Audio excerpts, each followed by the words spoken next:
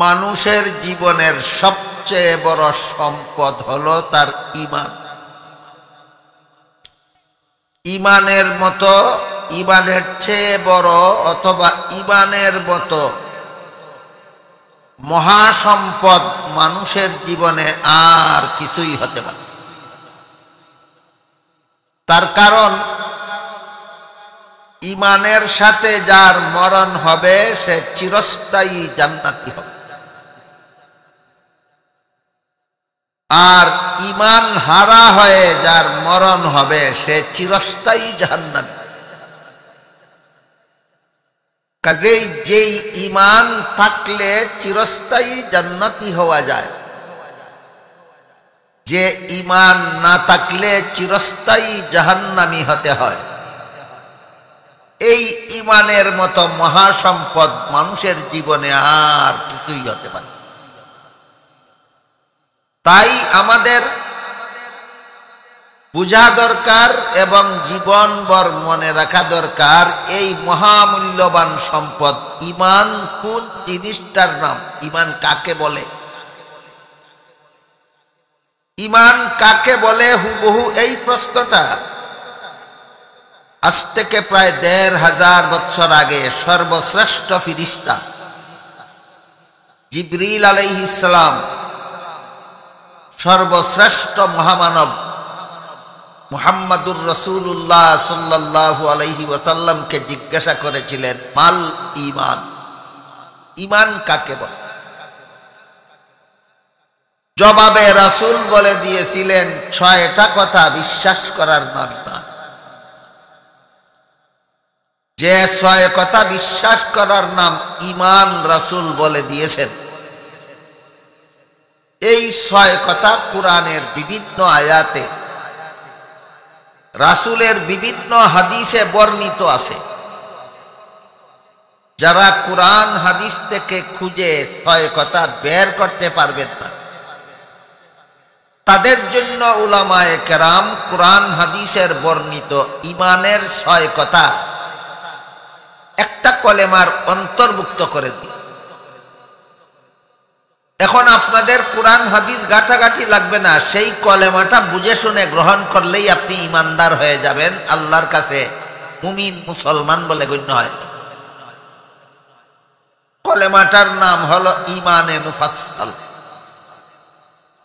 আমানতু বিল্লাহি ওয়া মালাইকাতিহি ওয়া কুতুবিহি ওয়া রুসুলিহি ওয়াল ইয়াউমিল আখিরি ওয়াল কদরি খাইরিহি ওয়া শাররিহি মিনাল্লাহি তাআলা ওয়াল বাসি বাদাল মাউত।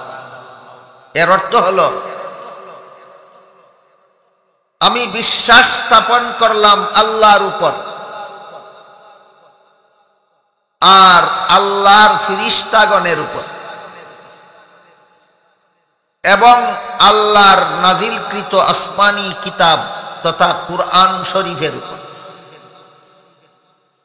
আর আমি বিশ্বাস স্থাপন করলাম আল্লাহর প্রেরিত নবী রাসূলগণের উপর,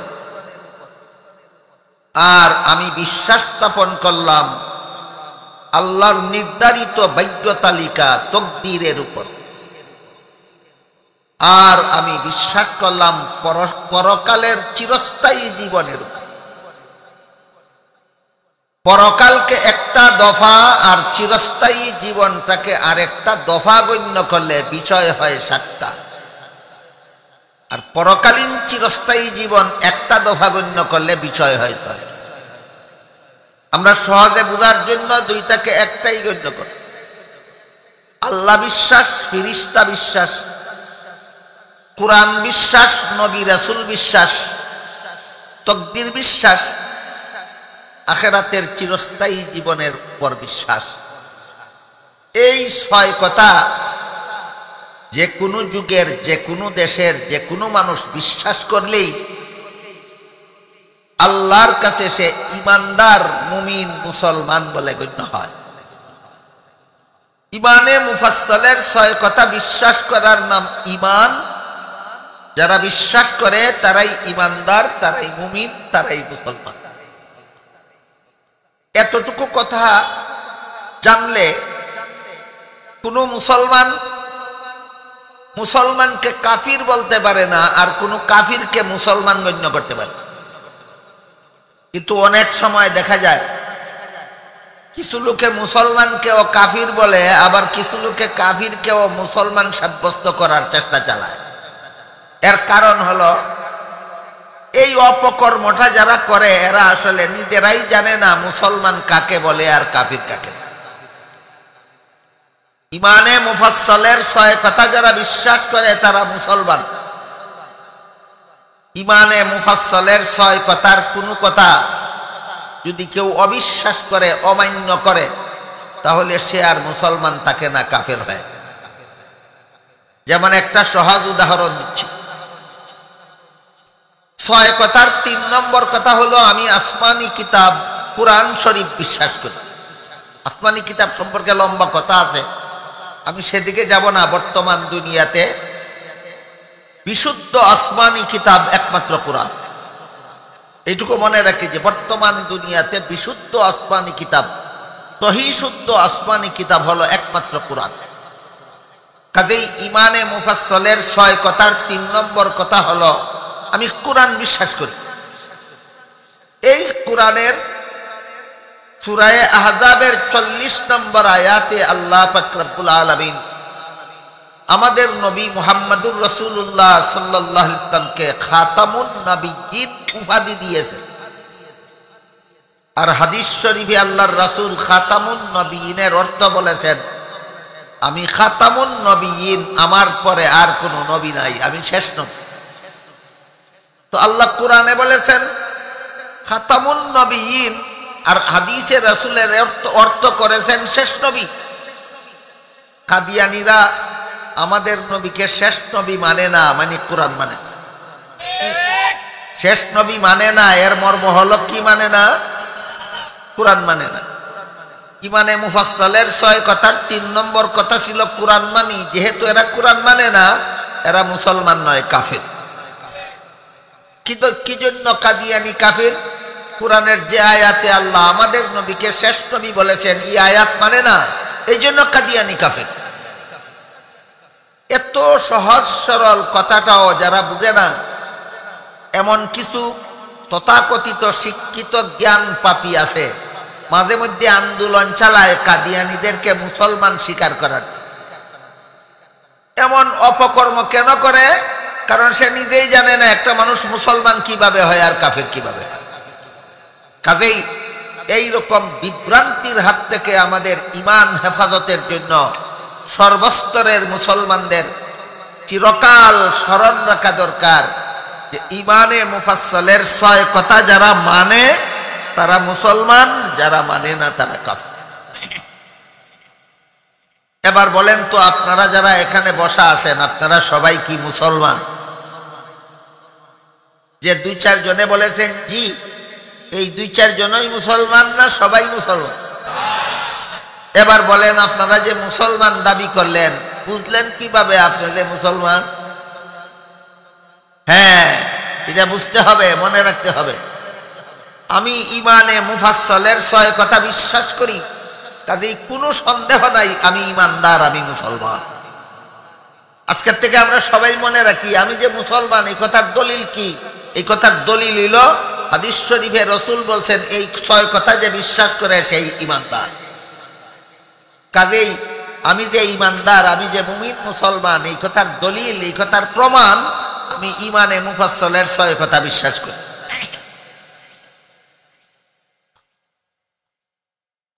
এবার আরেকটা কথা আমাদের মনোযোগে বোঝা দরকার, সেটা হলো হাদিস শরীফে রাসূল করিম সাল্লাল্লাহু আলাইহি ওয়াসাল্লাম বলেছেন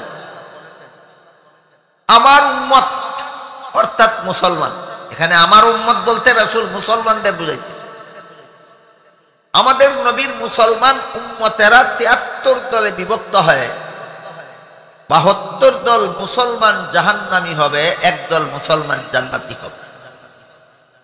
কথাটা আপনাদেরকে ভালোভাবে বোঝাবার জন্য একটা কথা আমার কয়েকবার বলতে হবে, সেটা হইল রাসূল যে বললেন 72 দল মুসলমান জাহান্নামী হবে, এরা কি 6 কথায় অবিশ্বাসী হওয়ার কারণে মুসলমান? বলেন কিছু? না ছয় কথায় বিশ্বাসী হওয়ার কারণে মুসলমান? এরা ছয় কথায় বিশ্বাসী হওয়ার কারণে। তাহলে জাহান্নামী হবে কোন দোষের কারণে? আর একদল মুসলমানকে যে রাসূল জান্নাতি বলেছেন, এরাও তো ছয় কথায় বিশ্বাসী বলেই মুসলমান। এরা জান্নাতি হবে কোন গুণের কারণে? অত্যন্ত গুরুত্বপূর্ণ প্রশ্ন এই দুটো। হাদিসে যে আল্লাহর রাসূল বললেন ৭২ দল মুসলমান জাহান্নামী হবে, এরা ছয় কথায় বিশ্বাস করার কারণেই তো এরা মুসলমান। জাহান্নামী হবে কোন দোষের কারণে? আর একদল মুসলমান জান্নাতি হবে, এরাও তো ছয় কথায় বিশ্বাসী বলেই মুসলমান। এরা জান্নাতি হবে কোন গুণের কারণে? প্রথম প্রশ্নের জবাব, ৭২ দল মুসলমান ছয় কথায় বিশ্বাসী হওয়ার কারণেই মুসলমান। তারপরও যে দোষের কারণে এরা জাহান্নামী হবে, এই দোষটা হলো এরা ছয় কথা বিশ্বাস করবে মন গড়া ব্যাখ্যা মতো। এই কথা জীবন ভর সমস্ত মুসলমানের মনে রাখা দরকার। রাসূল যে হাদিস শরীফে বলেছেন ৭২ দল মুসলমান জাহান্নামী হবে, এরা মুসলমান কেন? ছয় কথায় বিশ্বাস করার কারণে। জাহান্নামী কেন? ছয় কথার মন গড়া ব্যাখ্যা বিশ্বাস করার কারণে। আমি আপনাদেরকে বুঝাতে পারলাম কিনা আমার নিজেকে পরীক্ষা করার জন্যই আপনাকে জিজ্ঞাসা করতে হবে। হাদিস শরীফে যে রাসূল বলেছেন ৭২ দল মুসলমান জাহান্নামী, এবার বলুন তো এরা মুসলমান কেন? ছয় কথা বিশ্বাস করার কারণে। জাহান্নামী কেন? এরা ছয় কথা বিশ্বাস করে কিন্তু সহি ব্যাখ্যা মতে নয়, মন গড়া ব্যাখ্যা মতে। শুধু এই বিষয়টার উপর অন্তত ৩-৪ ঘন্টা আলোচনা হওয়া দরকার। আমাদের সমাজের মুমিন মুসলমানের ঈমান আকীদার যে দুর্দশা, এই দুর্দশার সংশোধনের জন্য শুধু এই বিষয়টার উপর ৩-৪ ঘন্টা আলোচনা হওয়া দরকার। এত লম্বা আলোচনা কেউ আজকাল মনোযোগ দিয়া করারও সাহস করে না, আর এত লম্বা আলোচনা আমি করার মতো শক্তি সামর্থ্য রাখি না। এই জন্য কথাগুলি, অনেক কথা আমার অতি সংক্ষেপে আপনাদের সামনে বলতে হবে। একটু মনোযোগ সহকারে শোনার বোঝার চেষ্টা করুন। ৭২ দল মুসলমান ছয় কথায় বিশ্বাসী হওয়া সত্ত্বেও এরা মন গড়া ব্যাখ্যা মতো বিশ্বাস করার কারণে এদেরকে আল্লাহ রাসূল জাহান্নামী বলেছেন। একদল মুসলমান এই ছয় কথায় বিশ্বাসী বলেই মুসলমান, কিন্তু এরা মন গড়া ব্যাখ্যা মতো বিশ্বাস করে না। এরা সহি ব্যাখ্যা মতো ছয় কথা বিশ্বাস করার কারণে এরা জান্নাতি মুসলমান। আমার কথা বুঝে থাকলে বলেন, ৭২ দল মুসলমান ছয় কথায় বিশ্বাসী জাহান্নামী কেন? মন গড়া ব্যাখ্যা। একদল মুসলমান জান্নাতি, এরাও ছয় কথায় বিশ্বাসী, জান্নাতি কেন? ছয় কথা সহি ব্যাখ্যা মতো বিশ্বাস। এখন প্রশ্ন জাগে, তাহলে এই ছয় কথার সহি ব্যাখ্যা পাওয়া যায় কোথায়? এর আগে আর একটা কথা মনে রাখতে হবে, ছয় কথা পাওয়া যায় কোথায়, তারপরে আমরা বুঝবো ছয় কথার সহি ব্যাখ্যা পাওয়া যায় কোথায়। আগেই বলেছি ঈমানের ছয় কথা কুরআনে হাদিসে পাওয়া যায়। কুরআনের বিভিন্ন আয়াতে আল্লাহ এই ছয় কথার বিবরণ দিয়েছেন, রাসূল তার বিভিন্ন হাদিসে এই ছয় কথার বিবরণ দিয়েছেন। সুতরাং ঈমানের ছয় কথা পাওয়া যায় কোথায়? কুরআনে আর হাদিসে। মনে রাখতে হবে আপনার।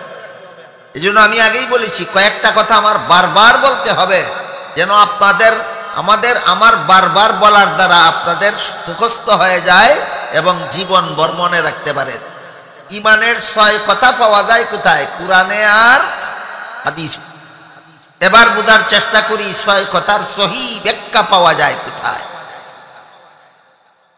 এর আগে আর একটু কথা বাকি, দেখে মন গড়া ব্যাখ্যা পাওয়া যায় কোথায়। এটা কোনো প্রশ্নের মতো প্রশ্ন না, জবাব দেওয়ার দরকার নাই।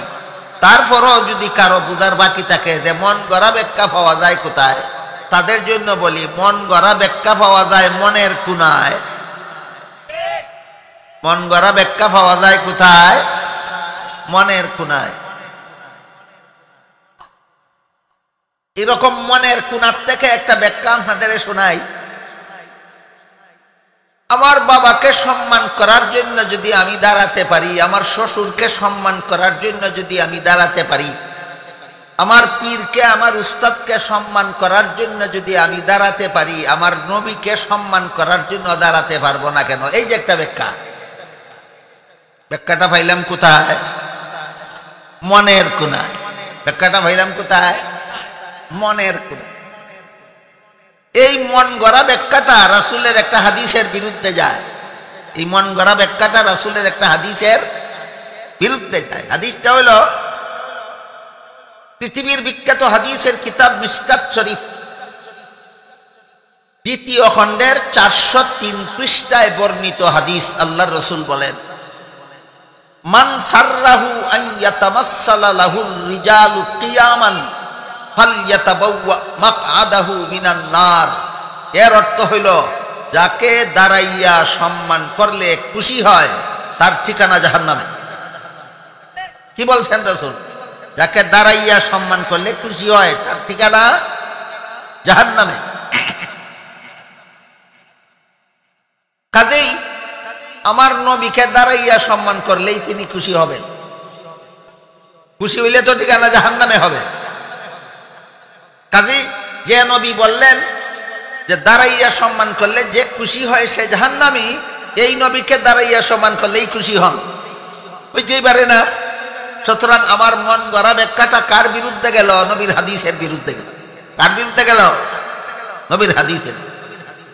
এছাড়া কেউ যদি কারো বাবার সম্মানের জন্য দাঁড়ায়, কেউ যদি কারো শ্বশুরের সম্মানের জন্য দাঁড়ায়, কেউ যদি কারো পীর উস্তাদের সম্মানের জন্য দাঁড়ায়, আপনারা বলুন, যার সম্মানের, যাকে সম্মান করার জন্য দাঁড়াইলো, তিনি আসলে দাঁড়ায় না না আসলে দাঁড়ায়? আসার পরেও তাকে দেখলে দাঁড়ায় না না দেখলে দাঁড়ায়? তুমি যে তোমার নবীকে সম্মান করার জন্য দাঁড়াইলে, তোমার নবী আসলেন কখন আর তুমি দেখলে কখন? কাজেই মন গড়া ব্যাখ্যাটা কত বড় জঘন্যতম ভ্রান্ত, সেটা কি আপনাদের বুঝে আসলো?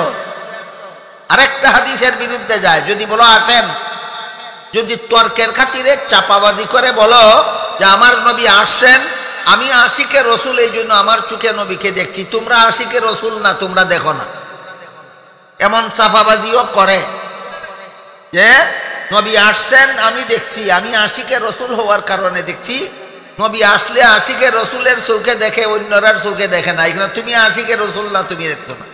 তোমার এই চাফাবাজিটা যদি মান্য নেই, এই চাফাবাজিটা নবীর আরেকটা হাদিসের বিরুদ্ধে যায়। সেই হাদিসটা হইল, আল্লাহ রসুল বলেন, আল আম্বিয়াউ আহইয়াউন ফি কুবুরিহিম।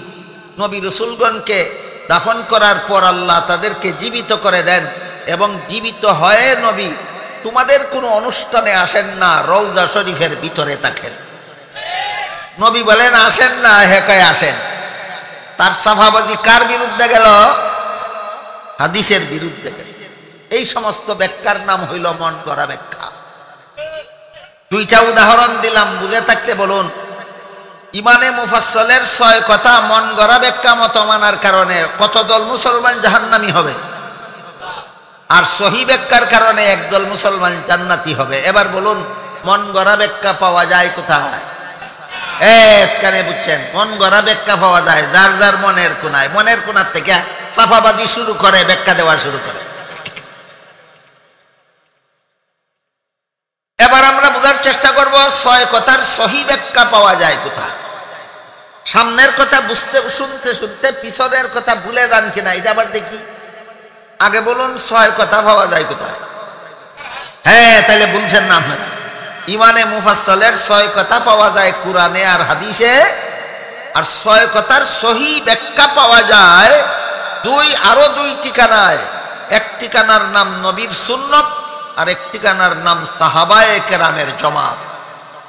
6 কথার যে ব্যাখ্যা নবীর সুন্নতে পাওয়া যায়, সেই ব্যাখ্যা মতো যদি আপনি 6 কথা মানেন, 6 কথার যে ব্যাখ্যা সাহাবায়ে কেরামের জমাতে পাওয়া যায়, সেই ব্যাখ্যা মতো যদি আপনি 6 কথা মানেন, তাহলে আপনি সহি ব্যাখ্যা মতো 6 কথা মানেন।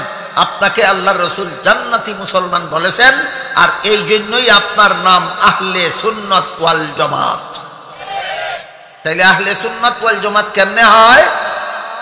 যে যেমনে চাপাবাজি করতে পারে তেমনেই হয় না, দুইটা আদর্শ মানলে হয়। একটা আদর্শের নাম নবীর সুন্নাত, আর একটা আদর্শের নাম সাহাবায়ে কেরামের জামাত। আহলে সুন্নাত কথার অর্থই হইল সুন্নতের অনুসারী। বলুন কার সুন্নতের? নবীর সুন্নতের। ওয়াল জামাতের অর্থই জামাতের অনুসারী। বলুন কার জামাতের? সাহাবায়ে কেরামের জামাতের। কোন ব্যাপারে? ছয় কথার সহি ব্যাখ্যার ব্যাপারে। ইমানে মুফাসসলের সহি ব্যাখ্যার, ইমানে মুফাসসলের ছয় কথার সহি ব্যাখ্যার ব্যাপারে যারা নবীর সুন্নতের অনুসারী এবং সাহাবায়ে কেরামের জামাতের অনুসারী, এরা সত্যিকারের আহলে সুন্নাত ওয়াল জামাত। এদেরকে আল্লাহ রাসূল জান্নাতি বলেছেন। কি আহলে সুন্নাত ওয়াল জামাত দাবি করলে, না দুইটা আদর্শ মানলে। একটা আদর্শের নাম নবীর সুন্নাত, আর একটা আদর্শের নাম সাহাবায়ে কেরাম। সুতরাং ইমানে মুফাসসলের প্রথম কথা, আমি আল্লাহ বিশ্বাস করি। আমানতু বিল্লাহ। আমানতু বিল্লাহ এর অর্থই হলো আমি আল্লাহর প্রতি বিশ্বাস স্থাপন করব। এবার বলুন, আপনি আল্লাহ বিশ্বাস করবেন মন গড়া ব্যাখ্যা মতো না সহি ব্যাখ্যা মতো? সহি ব্যাখ্যা। আল্লাহ সম্পর্কে আমি কিছু সহি ব্যাখ্যার উদাহরণ দেব, পাশাপাশি কিছু মন গড়া ব্যাখ্যার উদাহরণ দেব, যেন আপনারা বুঝতে পারেন যে আপনারা যারা যারা মুসলমান এখানে বসা আছেন, আপনি কি মন গড়া ব্যাখ্যা মতো আল্লাহ মানেন না সহি ব্যাখ্যা মতো আল্লাহ মানেন, সেটা যেন টের পেতে পারেন। এই জন্য আল্লাহ সম্পর্কে কিছু মন গড়া ব্যাখ্যা আর কিছু সহি ব্যাখ্যার উদাহরণ আপনাদের সামনে তুলে ধরার চেষ্টা করব। আর ইমানে মুফাসসলের 4 নম্বর কথা হইল, আমি নবী রাসূল বিশ্বাস করি। নবী রাসূল সম্পর্কে কিছু সহি ব্যাখ্যা আর কিছু মন গড়া ব্যাখ্যা আপনাদের সামনে তুলে ধরব, যেন আপনারা টের পেতে পারেন, বুঝে নিতে পারেন যে আপনারা মন গড়া ব্যাখ্যা মতো নবী মানেন না সহি ব্যাখ্যা মতো নবী। আল্লাহ সম্পর্কে যত সহি ব্যাখ্যা আছে, আল্লাহ সম্পর্কে যত সহি ব্যাখ্যা আছে, এর মধ্যে একটা সহি ব্যাখ্যা হলো দুনিয়ার জীবনে চর্মচুকে কেউ কোনোদিন আল্লাহকে দেখতে পারবে না। 1 নম্বর সহি ব্যাখ্যা আল্লাহর ব্যাপারে। আমি যে আমানতু বিল্লাহ বললাম, আমি যে ঘোষণা দিলাম আমি আল্লাহর প্রতি বিশ্বাসী হইলাম, আল্লাহ সম্পর্কে তুমি সহি ব্যাখ্যা মতো বিশ্বাসী না মন গড়া ব্যাখ্যা মতো বিশ্বাসী, এবার যাচাই করতে হবে। আল্লাহ সম্পর্কে 1 নম্বর সহি ব্যাখ্যা হলো দুনিয়ার জীবনে চর্মচুকে কেউ কোনোদিন আল্লাহকে দেখতে পারবে না।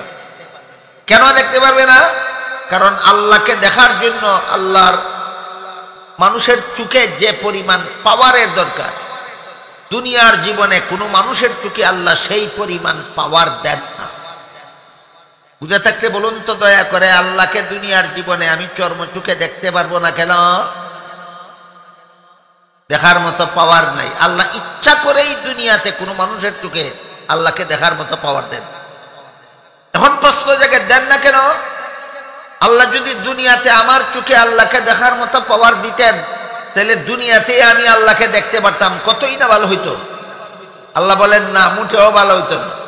দুনিয়াতে যদি তোমার চোখে আল্লাহকে দেখার মতো পাওয়ার আল্লাহ দিতেন, অবশ্যই তুমি আল্লাহকে দেখতে, কথাটা ঠিক, কিন্তু তখন তোমার ইমানটাই কবুল হইতো না। আল্লাহ দেখে ইমান আনলে ইমান কবুল হয় না, আল্লাহকে না দেখে ইমান আনলে ইমান কবুল হয়। এমন ইমানকেই কোরআনের ভাষায় ইমান বিল গাইব বলা হয়। এমন ইমানকেই কোরআনের ভাষায় ইমান বিল গাইব। 2 কান্দে 2 জন ফেরেশতা বসা আছেন, বিশ্বাস হয় আপনাদের? দেখা যায়? দেখা যায় না, তবুও বিশ্বাস করি কেন? এটার নাম ওই ইমান বিল গাইব, এর নাম ওই ইমান বিল গাইব। তো আল্লাহকে দেখার মতো পাওয়ার আল্লাহ দুনিয়ার জীবনে আমাদের চোখে না দিয়া আমাদের ইমানটা কবুল হওয়ার ব্যবস্থা করেছে। কথা বুঝলে বলুন, দুনিয়াতে আল্লাহকে দেখার মতো পাওয়ার যে আমার চোখে আল্লাহ দিলেন না, না দিয়া কি আল্লাহ আমাকে বঞ্চিত করলেন না আমার ইমান কবুল হওয়ার ব্যবস্থা করলেন? কাজেই আমার চোখে যে আল্লাহকে দেখার মতো পাওয়ার দিলেন না দুনিয়াতে, এইটার শুকরিয়া জন্ম থেকে মৃত্যু পর্যন্ত আল্লাহর কুদরতি পায়ে সেজদায় পড়ে থাকলেও সারা জীবনে আদায় হবে না। আল্লাহর এই একটা নিয়ামতের শুকরিয়া যে দুনিয়াতে আমার চোখে যে আল্লাহকে দেখার মতো পাওয়ার দিলেন না, না দিয়ে আমার ঈমানটা কবুল হওয়ার ব্যবস্থা করলেন। এই কথাগুলি না জানা পর্যন্ত, না বোঝা পর্যন্ত সহি ব্যাখ্যা মতো আল্লাহ মানার কল্পনাও করা যায় না। এই জন্য বলেছি আল্লাহ সম্পর্কে একটা সহি ব্যাখ্যা হলো, দুনিয়ার জীবনে কেউ কোনোদিন চর্মচোখে আল্লাহকে দেখবে না। কেন দেখবে না? পাওয়ার দেন না আল্লাহ। কেন পাওয়ার দেন না? ঈমান কবুল হওয়ার জন্য। আল্লাহ সম্পর্কে 2 নম্বর সহি ব্যাখ্যা হলো, পরকালে মুমিন বান্দাদের চোখে আল্লাহকে দেখার মতো পাওয়ার আল্লাহ দিবেন। তখন পরকালে মুমিন বান্দারা আল্লাহকে আকাশের পূর্ণিমার চন্দ্রের চেয়েও আরো পরিষ্কারভাবে দেখতে পারবে। এটা হলো আল্লাহ সম্পর্কে 2 নম্বর সহি ব্যাখ্যা। এখানে প্রশ্ন আসতে পারে, আমরা তো না দেখেই বিশ্বাস করছি, পরকালে আর দেখার দরকার কি? এই প্রশ্নের জবাব হইল, পরকালে মুমিন বান্দারা জান্নাতের যত নিয়ামত ভোগ করবে, সমস্ত নিয়ামত উপভোগের যত আনন্দ হবে, আল্লাহকে দেখার আনন্দ হবে তার চেয়েও বেশি। বুঝে থাকলে বলেন, জান্নাতের নিয়ামত ভোগ করার আনন্দ বেশি না আল্লাহকে দেখার আনন্দ বেশি? সেই আনন্দ থেকে যেন কোনো মুমিন বান্দা পরকালে বঞ্চিত না থাকে, এই জন্য আল্লাহ মুমিন বান্দাদের চোখে পরকালে আল্লাহকে দেখার মতো পাওয়ার দিবেন, এবং সেই পাওয়ারের দ্বারা মুমিন বান্দারা আল্লাহকে পরকালে পূর্ণিমার চন্দ্রের চেয়েও আরো পরিষ্কারভাবে দেখতে পাবে। আল্লাহ সম্পর্কে 2 নম্বর সহি ব্যাখ্যা। আল্লাহ সম্পর্কে 1 নম্বর সহি ব্যাখ্যা, দুনিয়াতে দেখা যাবে না। আল্লাহ সম্পর্কে 2 নম্বর সহি ব্যাখ্যা, আখিরাতে দেখা যাবে। আখিরাতে দেখা যাবে। সম্পর্কে 3 নম্বর সহি ব্যাখ্যা একটু কঠিন আছে, মনোযোগ দিয়ে শুনতে হবে, একটু কঠিন আছে। আল্লাহ সম্পর্কে 3 নম্বর সহি ব্যাখ্যা হল, আল্লাহ কখনো কারো সাথে বিন্দু মাত্র অবিচার করেন না। আপনাদের কি বিশ্বাস? আল্লাহ কখনো কারো সাথে বিন্দু মাত্র অবিচার করেন না। আর যদি কারো সাথে সুবিচার করেন, তার যদি সুবিচার করেন, তার জাহান্নামে যাওয়া ছাড়া রক্ষা নাই। অবিচার তো করেনই না, সুবিচার করলে উপায় নাই। তাহলে উপায় কোনটা? উপায় হলো একমাত্র আল্লাহর দয়া। এই কথাটা বহু হাদিসে আল্লাহ রাসূল বলেছেন। বুখারী শরীফের হাদিসে আছে, মুসলিম শরীফের হাদিসে আছে, আরো বিভিন্ন হাদিসের কিতাবে আছে যে আল্লাহর বিচারে দয়া ছাড়া জাহান্নাম থেকে রক্ষা পাওয়ার কোনো উপায় নাই। এবার বুঝে থাকলে বলুন, আল্লাহ কি কোনোদিন কারো সাথে বিন্দু মাত্র অবিচার করেন না? আর যদি কারো সাথে সুবিচার করেন তাহলে তার বাঁচার উপায় আছে? নাই। তাহলে জাহান্নাম থেকে রক্ষা পাওয়ার উপায় কি? আল্লাহর অবিচার না সুবিচার? হ্যাঁ, অবিচারও না সুবিচারও না, একমাত্র দয়া ছাড়া জাহান্নাম থেকে রক্ষা পাওয়ার উপায় না। এটা হলো আল্লাহ সম্পর্কে 3 নম্বর সহি ব্যাখ্যা। কিন্তু এখানে আরো কিছু কথা আছে। সব কথা আল্লাহ রাসূল বিভিন্ন হাদিসের মাধ্যমে বুঝাইছেন। এর মধ্যে একটা হাদিসের মর্ম আমি আপনাদের সামনে তুলে দেব। পৃথিবীর বিখ্যাত যত হাদিসের কিতাব আছে, এর মধ্যে একটা হাদিসের কিতাবের নাম আছে আল মুস্তাদরাক। আল মুস্তাদরাক নামক হাদিসের কিতাবে রাসূলের বর্ণিত একটা হাদিস উল্লেখ আছে। হাদিসটা একটু লম্বা, আমি তার সারমর্মটা বলি আপনাদের। রাসূল বলেন, বনি ইসরাইলের মধ্যে একটা লোক ছিল, একাধারে 500 বছর পর্যন্ত আল্লাহর নির্ভেজাল ইবাদত বন্দেগী করেছিল। কতদিন? 500 বছর আল্লাহর ইবাদত বন্দেগী করেছিল। বেজাল ইবাদত না নির্ভেজাল? নির্ভেজাল। রাসূল বলেন, এই লোকটা নির্বিঘ্নে কোনো প্রতিবন্ধকতা ছাড়া শান্ত মতে আল্লাহর ইবাদতে লিপ্ত থাকার জন্য মানুষের সমাজ ছেড়ে দিয়ে সাগরের মধ্যে একটা দ্বীপে, নির্জন দ্বীপে, যেখানে কোনো মানুষ বসবাস করে না, এমন দ্বীপে গেল আল্লাহর ইবাদত করতে। দ্বীপে তো খানা পানি পাওয়ার কোনো উপায় নাই, বাঁচবে কিভাবে? রাসূল বলেন সেই দ্বীপের মধ্যে আল্লাহর কুদরতি ব্যবস্থায় একটা ডালিম গাছ সৃষ্টি করে। পেটে খিদা লাগলে একটা ডালিম পাইরা খায়, পেটের খিদা নিবারণ হয়ে যায়। যখন তার পানির পিপাসা হলো, সাগরের লুনা পানি দ্বীপের চতুর্দিকেই আছে, কিন্তু পান করা যায় না। রাসূল বলেন আল্লাহর কুদরতে ওই দ্বীপের মধ্যে আঙ্গুলের মতো ছিদ্র করে আল্লাহ একটা মিঠা পানির ঝরনা সৃষ্টি করে দেন। একটা ডালিম গাছ আর একটা মিঠা পানির ঝরনা।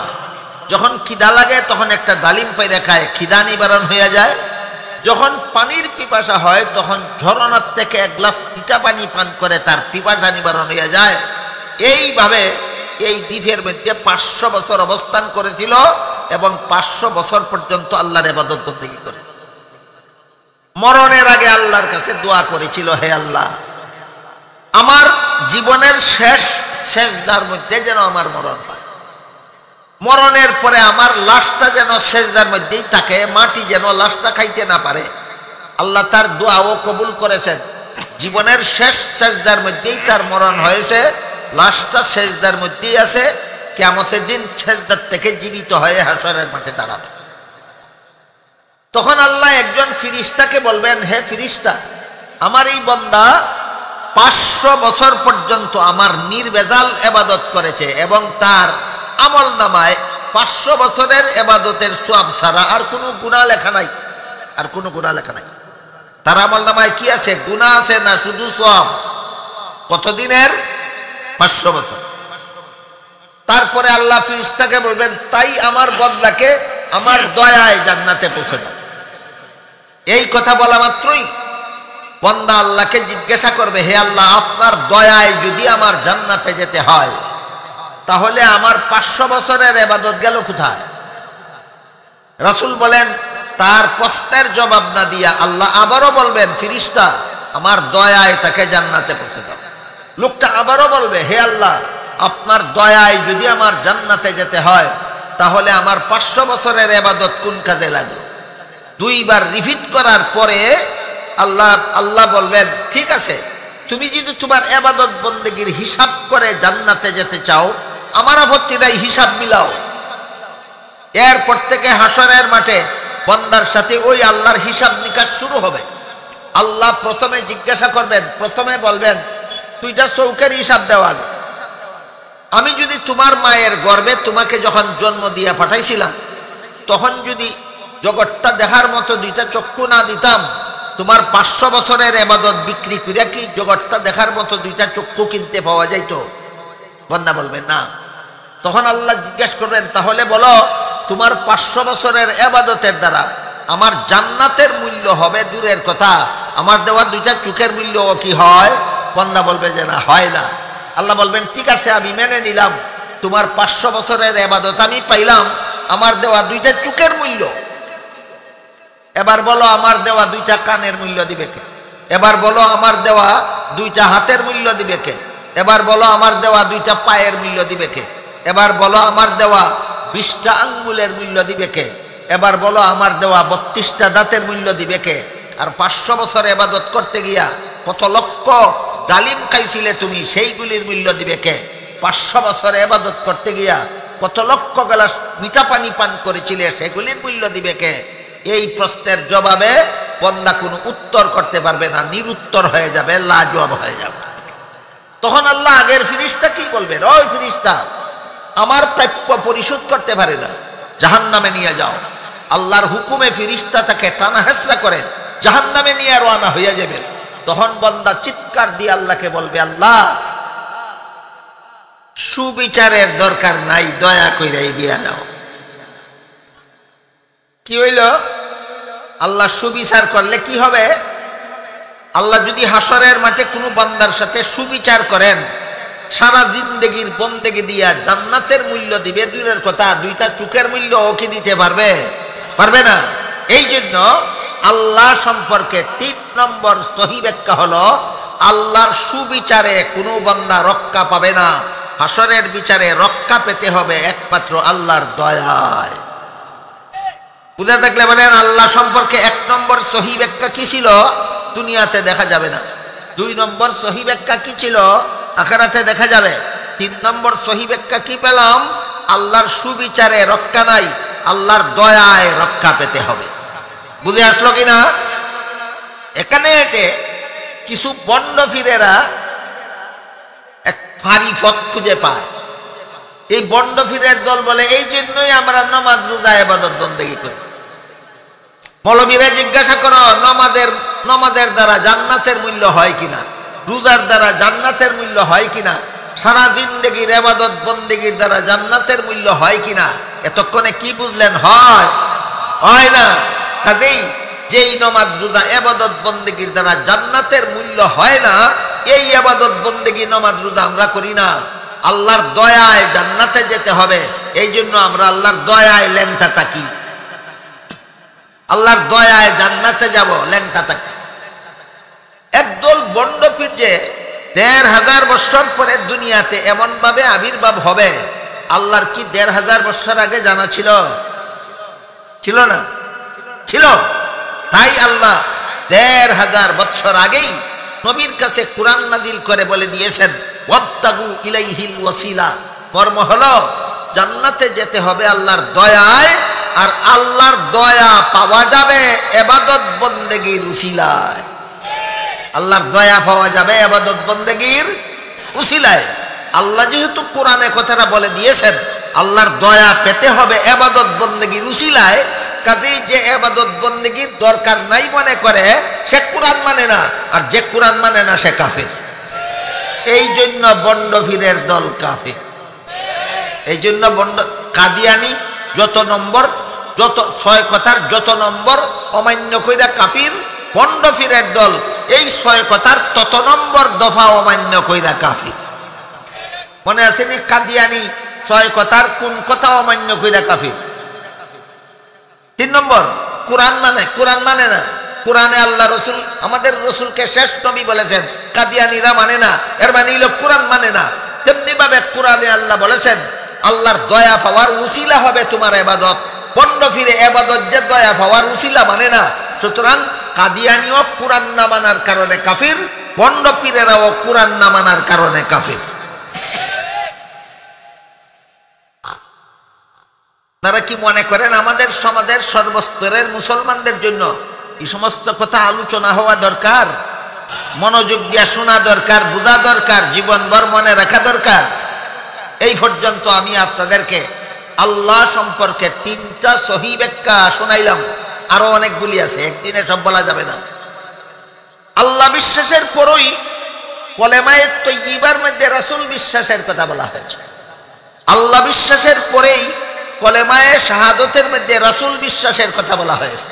কাজেই আমাদের সমাজের সর্বস্তরের মুসলমান মনে করে আল্লাহ বিশ্বাস করার পরই রাসূল বিশ্বাসের স্তর। ঠিক আছে, আল্লাহ বিশ্বাসের পরই রাসূল বিশ্বাসের স্তর।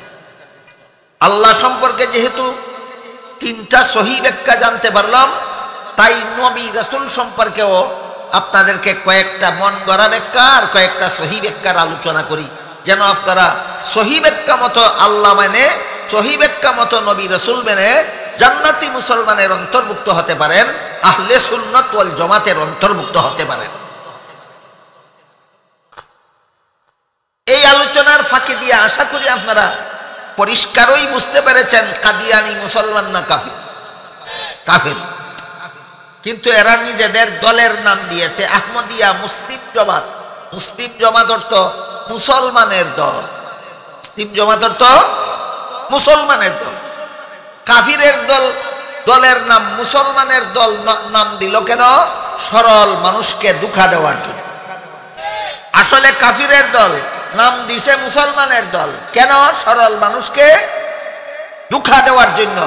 ঠিক তেমনি ভাবে কিছু মানুষ আছে মাথার থেকে পা পর্যন্ত, জন্ম থেকে মৃত্যু পর্যন্ত বিদাত আর বিদাতের সাগরে হাবুডুবু খায়, আর নিজেদের নাম দিয়েছে আহলে সুন্নাত ওয়াল জামাত। বিদাতিরা নিজেদেরকে আহলে সুন্নাত ওয়াল জামাত বলে কেন? ওই কাদিয়ানি পলিসি আর বিদাতি পলিসি সেম পলিসি।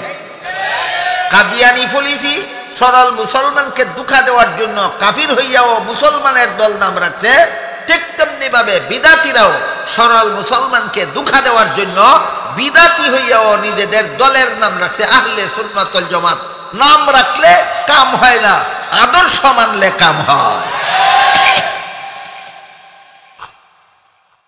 নবী রাসূল সম্পর্কে কিছু সহিহ ব্যাখ্যা আর কিছু মন গড়া ব্যাখ্যা আপনার সাথে সামনে তুলে ধরি, যেন আপনারা বুঝতে পারেন আপনারা মন গড়া ব্যাখ্যা মতো নবী মানেন না, সহিহ ব্যাখ্যা মতো নবী।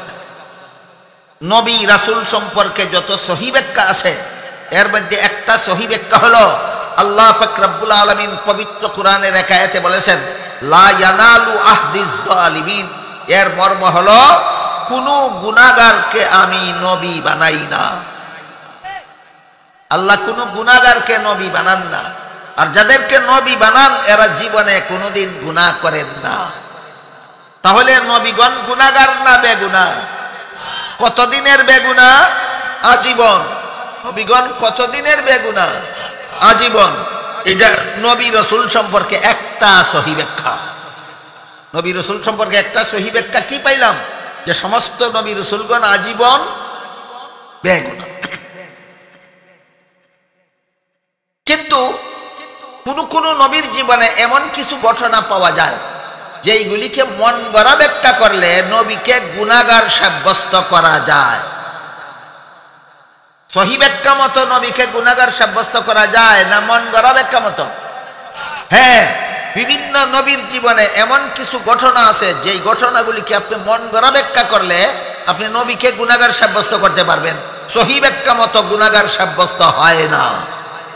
যেমন একটা উদাহরণ দেই শুনেন। হযরত আদম আলাইহিস সালামকে আল্লাহ জান্নাতে দিয়া বলছিলেন সব গাছের ফলমূল খাও, শুধু একটা গাছের ফল খাইতে আল্লাহ নিষেধ করেছে। কিন্তু শেষ পর্যন্ত ইবলিসের দুখায় পড়ে আদম নিষিদ্ধ গাছের ফল খাইছিলেন। বলুন, এই কথা আজকে নতুন শুনলেন না জীবনে বহু আলেমের কাছ থেকে শুনেছেন? কোরআনের অনেক আয়াতে আছে, রাসূলের বহু হাদিসে আছে যে আদম জান্নাতে আল্লাহর নিষিদ্ধ গাছের ফল খাইছিলেন। এই ঘটনাকে যদি আপনি এইভাবে মন গড়া মতো ব্যাখ্যা করেন, কি মন গড়া ব্যাখ্যা? যে আল্লাহর আদেশ নিষেধ লঙ্ঘন করলেই গুনাহ হয়, আদম যেহেতু লঙ্ঘন করছেন কাজে আদমে গুনাহ করছেন। এটা মন গড়া ব্যাখ্যা। যে কেমন ব্যাখ্যা? মন গড়া ব্যাখ্যা। এমন নবী রাসূল সম্পর্কে এমন মন গড়া ব্যাখ্যাকারী মুসলমানের অভাব নাই আমাদের সমাজে। যথেষ্ট পরিমাণ মুসলমান এই সমাজে বাস করে যারা নবী রাসূলের জীবনের এমন কিছু ঘটনাকে মন গড়া ব্যাখ্যা কইরা নবীগণকে গুনাহগার সাব্যস্ত করে। যত ব্যাখ্যা মতো যত নবী গুনাহগার সাব্যস্ত হবেন, একটা ব্যাখ্যা ও সহিহ ব্যাখ্যা নয়, মন গড়া ব্যাখ্যা। তাহলে আদমের নিষিদ্ধ গাছের ফল খাওয়ার ঘটনার সহিহ ব্যাখ্যা কি? সহিহ ব্যাখ্যা কয়েকটা আছে, দেখি আপনাদের কথা বলতে পারি নির্ধারিত সময়ের ভিতরে, আর আপনারা কথা শুনতে পারেন। মানুষের কোনো কাজের দ্বারা গুনাহ হয় অথবা কোনো কাজের দ্বারা সওয়াব হয়, দুনিয়ার জীবনে, জান্নাতি জীবনে নয়। কোনো কাজের দ্বারা সওয়াব হয়, কোনো কাজের দ্বারা গুনাহ হয়। কোন জীবনে? দুনিয়ার জীবনে। জান্নাতি জীবনের কোনো কাজে সওয়াব নাই, গুনাহ নেই। এবার বলেন, আদম নিষিদ্ধ গাছের ফল খাইছিলেন কোন জীবনে? এর সাথে সওয়াবেরও কোনো সম্পর্ক নাই, গুনাহেরও কোনো সম্পর্ক নেই। এটা সহিহ ব্যাখ্যা। এই ব্যাখ্যা আল্লাহর মূলনীতির অনুকূলে। আল্লাহর মূলনীতি কি? সমস্ত নবী বেগুনাহ। এটা আল্লাহর মূলনীতি, সমস্ত নবী বেগুনাহ। এই সহিহ ব্যাখ্যা আল্লাহর মূলনীতির অনুকূলে। আর নবীকে গুনাহগার সাব্যস্ত করা যায় যে ব্যাখ্যার দ্বারা, এই ব্যাখ্যা একদিকে মন গড়া ব্যাখ্যা, অপরদিকে আল্লাহর মূলনীতি বিরোধী। এছাড়া দুনিয়ার জীবনেও আল্লাহর নিষিদ্ধতার কথা ভুলে গিয়ে যদি লঙ্ঘন করে ফেলে তাহলে দুনিয়াতেও গুনাহ হয় না। যেমন ধরেন, রমজান মাসের দিনের বেলায় আপনি রোজাদার, আপনাকে আল্লাহ দিনের বেলায় খানাফিনা করতে আদেশ করেছেন না নিষেধ করেছেন? নিষেধ করেছেন। কিন্তু কোন রোজাদার যদি নিজের রোজার কথা ভুলে গিয়ে খানাফিনা করেই ফেলে, হয় কি না? এরকম হয়। কারো জানা থাকলে বলুন কি পরিমাণ গুনাহ হয়? গুনাহ হয়। হয় না। কেন? রান্না শুন্না খাইছে না, বুল্লা খাইছে। আদমের নিষিদ্ধ গাছের ফল খাওয়া সম্পর্কে আল্লাহ বলেন নাসিয়া আদম, আদম ভুলে গেল। তুমি বুল্লা খাইলে গুনাহ হয় না, আর তোমার বাবার বাবার বাবা 14 গোষ্ঠীর বাবা আদমে বুল্লা খাইলে গুনাহ হয়। তুমি নবীর জীবনী শিখছ মন গড়া সহি ব্যাখ্যা মতো, নবী মানতে শিখছ না। এবার বলুন নবী রাসূল সম্পর্কে 1 নম্বর সহি ব্যাখ্যাটা কি? সমস্ত নবীগণ আজীবন বেগুনাহ। নবী রাসূল সম্পর্কে 2 নম্বর সহি ব্যাখ্যা হলো হাদিস শরীফে রাসূল করিম সাল্লাল্লাহু আলাইহি ওয়াসাল্লাম বলেন, একটু আগে বলেছি আল আম্বিয়াউ আহইয়াউন, নবীগণকে দাফন করা মাত্রই আল্লাহ তাদেরকে জীবিত করে দেন। দাফনের পরে নবী মুর্দা থাকেন না জীবিত হয়ে যান। এটাকে আহলে সুন্নাত ওয়াল জামাতের পরিভাষায় হায়াতুন নবী বলা হয়। কি বলা হয়? হায়াতুন নবী বলা হয়। আর নবীগঞ্জে বেগুনাহ, এটাকে আহলে সুন্নাত ওয়াল জামাতের ভাষায় ইসমতে আম্বিয়া বলা হয়। ইসমতে আম্বিয়া অর্থ নবীগণ বেগুনাহ, আর হায়াতুন নবী অর্থ নবী দাফনের পরে জিন্দা। আহলে সুন্নাত ওয়াল জামাতের এই পরিভাষাগুলিও আমাদের জানা থাকা দরকার, যেন আমি টের পাই আমি আহলে সুন্নাতের ভিতরে আসি না বাইরে চলে গেছি।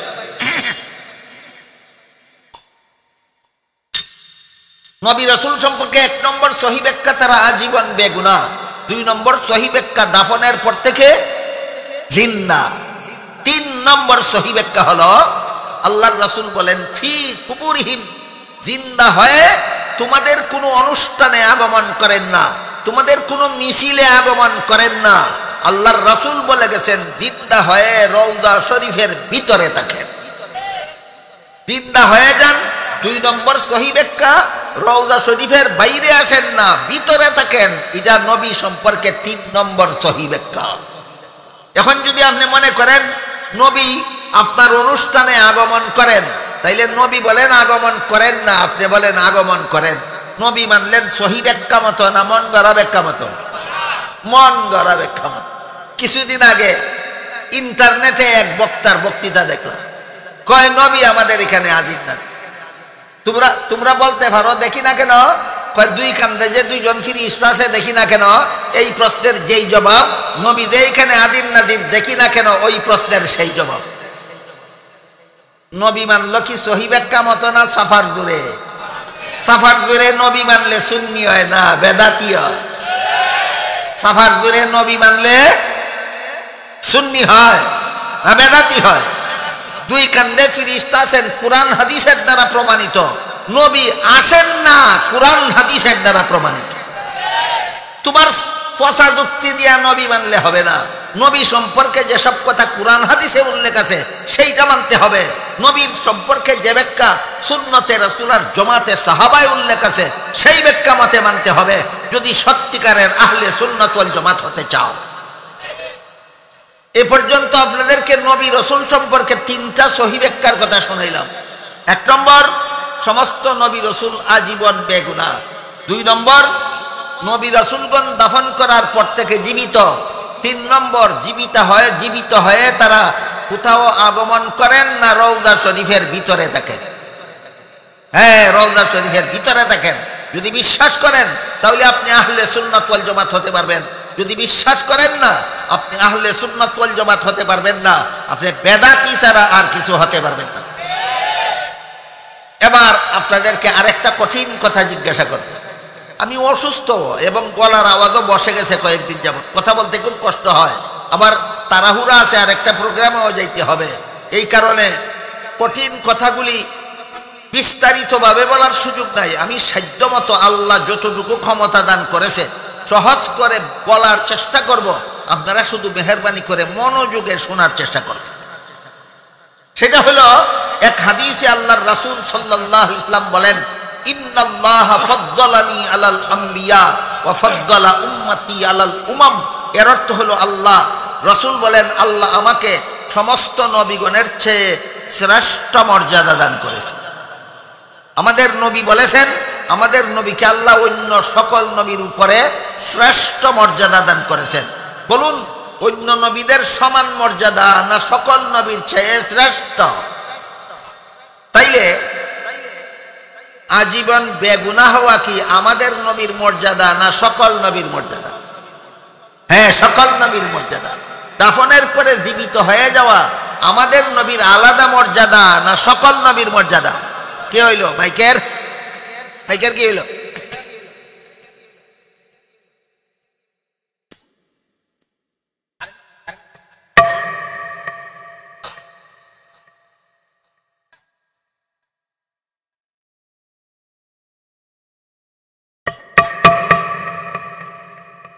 দাফনের পরে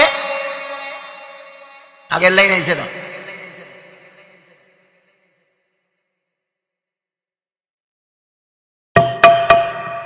দাফনের পরে জীবিত হয়ে যাওয়া আমাদের নবীর আলাদা মর্যাদা না সকল নবীর মর্যাদা? সকল নবীর মর্যাদা। তাহলে আজীবন বেগুনাহ হওয়াটা আমাদের নবীর আলাদা মর্যাদা নয়। কি বুঝলেন? আমাদের নবীর আলাদা মর্যাদা না। দাফনের পরে জীবিত হয়ে যাওয়া আমাদের নবীর আলাদা মর্যাদা নয়।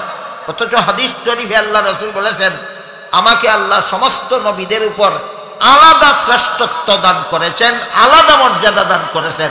সেই আলাদা মর্যাদা কি কি? অনেক অনেক। কুরআনের বহু আয়াতে আল্লাহ আমাদের নবীর অনেকগুলি আলাদা মর্যাদার কথা বলেছেন। রাসূল তার বহু হাদিসে নিজের আলাদা মর্যাদার কথা বহু হাদিসে বলেছেন। সবগুলি বলতে হইলে আজকে রাত্রে ফজর পর্যন্ত বললেও শেষ হবে না। এর মধ্যে এক দুইটা উদাহরণ আপনাদের সামনে তুলে দিই। পবিত্র কোরআনের এক আয়াতে আল্লাহ পাক রব্বুল আলামিন বলেন, ওয়াকাযালিকা জাআলনাকুম উম্মাতাও ওয়াসাতাল লিতাকুনু শুহাদাআ আলান নাস ওয়া ইয়াকুনার রাসূলু আলাইকুম শাহীদা। এই আয়াতটা হলো সূরাতুল বাকারার 143 নম্বর আয়াত। আয়াতের ব্যাখ্যা করেছেন আল্লাহ রাসূল নিজে। এই আয়াতের ব্যাখ্যা সম্বলিত রাসূলের সেই হাদিসটা বুখারী শরীফ দ্বিতীয় খণ্ডের কিতাবুত তাফসীর, তাফসীরুল কুরআন অধ্যায়ে উল্লেখ আছে। সেখানে আল্লাহ রাসূল বলেছেন, হযরত নূহ আলাইহিস সালামের যুগে সারা দুনিয়ার সমস্ত মানুষ মূর্তি পূজারী হয়ে গেছে। কি পূজারী? এদের মধ্যে আল্লাহ নূহ আলাইহিস সালামকে নবী বানিয়ে পাঠাইছে। নূহ আলাইহিস সালাম 950 বছর পর্যন্ত দুনিয়াবাসী মূর্তি পূজারীদেরকে এক আল্লাহর ইবাদতের দাওয়াত দিলেন। কতদিন? 950 বছর। 950 বছরের দাওয়াতে ঈমান আনলো মাত্র 40 জন। কতজন? 40 জন। এই 40 জন ছাড়া বাকি দুনিয়াবাসী সম্পর্কে আল্লাহ নূহ নবীকে বলে দিলেন, আপনি মানুষের মনের কথা জানেন না, আমি আল্লাহ মানুষের মনের কথা জানি। এই বাকি 40 জন ছাড়া বর্তমান দুনিয়ার আর কোনো মানুষ এরা কোনোদিন মূর্তি পূজা ছাড়বে না, আল্লাহর ইবাদতের দাওয়াত গ্রহণ করবে না। তখন নূহ আলাইহিস সালাম আল্লাহর কাছে দোয়া করে বলেছিলেন। আল্লাহ কুরআনে বলেন, وقال نوح رب لا تذر على الأرض من الكافرين ديارا إنك إن تذرهم يضلوا عبادك ولا يلدوا إلا فاجرا كفارا। আল্লাহ নূহ আলাইহিস সালাম আল্লাহকে বললেন, হে আল্লাহ, যেহেতু আপনি জানেন এই 40 জন ছাড়া বাকি কেউ ঈমান আনবে না, কাজী এদেরকে যদি দুনিয়াতে আরো বেশি দিন বাঁচতে দেওয়া হয়, এরা যাদেরকে জন্ম দিবে তাদেরকেও মূর্তি পূজারী বানাইয়া জাহান্নামে নিয়ে যাবে। কাজী মানুষের ভবিষ্যৎ বংশকে মূর্তি পূজার থেকে রক্ষা করার স্বার্থে এই সমস্ত মূর্তি পূজারীদেরকে আপনি মৃত্যু দিয়া দেন। নূহ আলাইহিস সালামের দোয়া আল্লাহ কবুল করলেন। 40 জন এবং সকল প্রকার জীবজন্তুর এক জোড়া করে এই গজব থেকে রক্ষা করার জন্য আল্লাহ নূহ আলাইহিস সালামকে হুকুম দিলেন, এত বিশাল একটা জলযান তৈরি করুন। যে যানবাহন পানি দিয়া চলে, এটারে বাংলা ভাষায় কয় জলযান। যে যানবাহন পানি দিয়া চলে, এটারে বাংলা ভাষায় কয় জলযান। এমন একটা জলযান তৈরি করুন যার মধ্যে আপনার 40 জন অনুসারী এবং প্রত্যেক জীবজন্তুর এক জোড়া হাতি, এক জোড়া মহিষ, এক জোড়া গরু, এক জোড়া ছাগল, এক জোড়া ঘোড়া, এক জোড়া গাধা, এক জোড়া শিয়াল, এক জোড়া কুকুর। সারা রাত্রে নাম বললে শেষ হবে না। সকল প্রকার জীবজন্তুর এক জোড়া যেন এই বিশাল জলযানের ভিতরে জায়গা হয়। নূহ আলাইহিস সালামকে আল্লাহ পাক রব্বুল আলামিন যে জলযান তৈরি করার নির্দেশ দিলেন, অবস্থা বুঝে থাকলে বলুন সেটা আপনাদের প্যান্ডেলটার সমান ছিল না আর একটু ছোট, না আরো বিশাল? এমন বিশাল জলযানের নাম নৌকা হয় না জাহাজ? খামোখা নৌকা বলেন কেন? নূহ আলাইহিস সালামকে আল্লাহ নৌকা বানাবার হুকুম দেননি, নূহ আলাইহিস সালামকে আল্লাহ জাহাজ বানাবার হুকুম দিয়েছিলেন। বিশ্বাস না হইলে মেঘনা নদীতে একটা নৌকা দিয়া 40 জন উঠো, উঠিয়া আরো 2টা আত্মী তুলো, আরো 2টা বৈশ তুলো, আরো 2টা গরু তুলো, আরো 2টা তিমি মাছ তুললে দেখো নৌকার কি দশা হয়। বুঝে থাকতে বলেন নূহ আলাইহিস সালামকে আল্লাহ নৌকা বানাইতে বলছিলেন না জাহাজ বানাইতে বলছিলেন? মানের বুদ্ধিমান নৌকাও চিনে না, জাহাজও চিনে না। এটার নাম কি বুদ্ধিজীবী না কুবুদ্ধিজীবী? কুবুদ্ধিজীবী হইবেন না, বুদ্ধি থাকলে বুদ্ধিজীবী হন। এবার বলুন নূহ আলাইহিস সালামকে আল্লাহ কি বানাবার হুকুম দিলেন? জাহাজ বানাবার হুকুম দিলেন। এই 40 জন অনুসারী লইয়া সকল প্রকারের জীবজন্তু লইয়া জাহাজে আরোহণ করলেন। আল্লাহ গজবের পানির বন্যা দিয়া সবগুলি বেঈমান মূর্তি পূজারীদেরকে ধ্বংস করে দিলেন। তাহলে আল্লাহ পাক রব্বুল আলামিন নূহ আলাইহিস সালামের মাধ্যমে জাহাজ তৈরি করাইছিলেন মানুষের বংশ রক্ষা করার জন্য না মূর্তি পূজারীর বংশ ধ্বংস করার জন্য?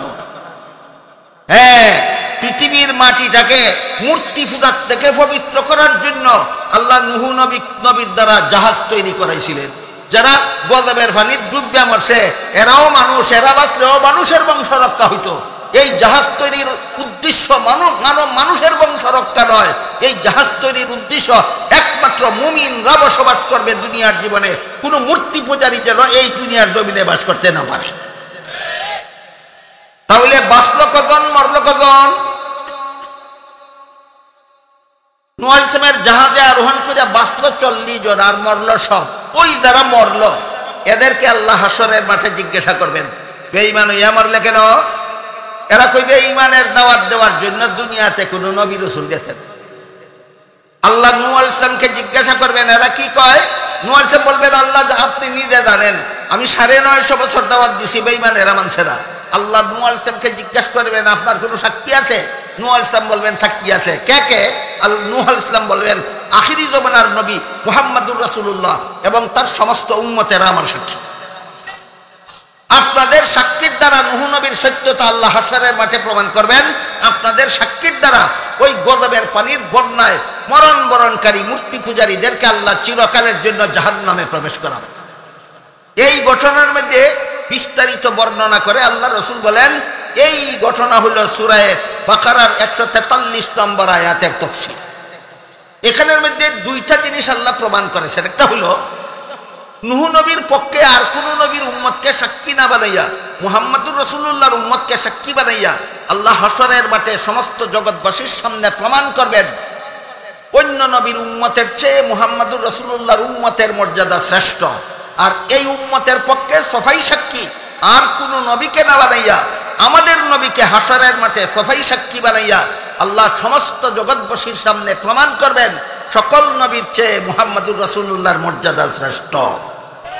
এই হইল হাদিসে যে রাসূল বলেছেন, ইন্নাল্লাহা ফাদ্দালানি ওয়া ফাদ্দালানি আলাল আম্বিয়া ওয়া ফাদ্দালা উম্মতি আলাল উমাম। আল্লাহ আমাকে সমস্ত নবীগণের উপর শ্রেষ্ঠ মর্যাদা দান করেছেন আর আমার উম্মতকে সকল নবীর উম্মতের উপর শ্রেষ্ঠ মর্যাদা দান করেছেন। হাদিসের সারমর্ম হলো আমরা শ্রেষ্ঠ নবীর শ্রেষ্ঠ উম্মত। আমরা কি নবীর কি উম্মত? এই কথাটা হাসরের মাঠে জগৎবাসীর সামনে আল্লাহ প্রমাণ করবেন। সুতরাং আমাদের নবীর শ্রেষ্ঠত্ব বর্ণনা করার জন্য কোনো বেদাতির মন গড়া চাপাবাদী যুক্তির দরকার নাই, কুরআন হাদিসের বিবরণ যথেষ্ট। আল্লাহ সম্পর্কে 3টা সহিহ ব্যাখ্যা শুনাইলাম, সমস্ত নবী রাসূল সম্পর্কে 3টা সহিহ ব্যাখ্যা শুনাইলাম। আমাদের নবী যে অন্য নবীর থেকেও শ্রেষ্ঠ মর্যাদার অধিকারী, এর অতি সংক্ষিপ্ত একটা ব্যাখ্যা শুনাইলাম। এই সমস্ত ব্যাখ্যার দ্বারা ওই ইমানে মুফাসসলের 4 নম্বর কথার সহিহ ব্যাখ্যার প্রমাণ পাওয়া যায়। এবার আপনারা বলুন, আল্লাহ সম্পর্কে যে সহিহ ব্যাখ্যাগুলি শুনাইলাম, আপনারা এইগুলি বিশ্বাস করেন কিনা? নবী রাসূল সম্পর্কে যে 3টা সহিহ ব্যাখ্যা শুনাইলাম, আপনারা এইগুলি বিশ্বাস করেন কিনা? মুহাম্মাদুর রাসূলুল্লাহর শ্রেষ্ঠত্ব সম্পর্কে যে একটা প্রমাণ পেশ করলাম, আপনারা বিশ্বাস করেন কিনা? এই কথাগুলি যারা বিশ্বাস করে এরাই সত্যিকারের আহলে সুন্নাত ওয়াল জামাত। এদেরকে আল্লাহ রাসূল জান্নাতি মুসলমান বলেছেন। কাজেই আল্লাহ আপনাদের আমাদের সবাইকে এই ইমানে মুফাসসলের 6 কথার সহিহ ব্যাখ্যায় বিশ্বাসী হয়ে সত্যিকারের আহলে সুন্নাত ওয়াল জামাতের অন্তর্ভুক্ত হয়ে জান্নাতি মুসলমান হওয়ার সৌভাগ্য দান করুন। সবাই বলুন আমিন। সুবহানা রাব্বিকা রাব্বিল ইজ্জাতি আম্মা ইয়াসিফুন ওয়া সালামুন আলাল মুরসালিন ওয়ালহামদুলিল্লাহি রাব্বিল আলামিন। আলহামদুলিল্লাহ।